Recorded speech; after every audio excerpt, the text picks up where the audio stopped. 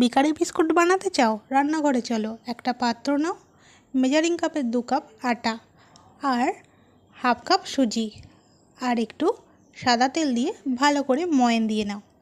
তারপর হাফ কাপের থেকে একটু বেশি, আবার 1 কাপের থেকে কম একটু চিনি নিয়ে জলের মধ্যে গুলে ওই আটাটা ভালো করে মেখে নাও। আটার দলাটা কিন্তু না নরম না শক্ত, লুচি পরোটার থেকে একটু শক্ত করে মাখতে হবে। তারপর দুটো ডো কেটে নিয়ে একটা ডো নিয়ে একটু মোটা করে বেলে নিয়ে এইভাবে চৌকো করে কেটে নিতে হবে।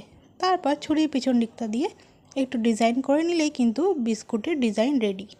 তারপর তেল গরম করে মিডিয়াম টু লো আঁচে ভালো করে এপিট ওপিট করে লালচে করে ভেজে নিলেই কিন্তু বেকারি বিস্কুট একদম রেডি।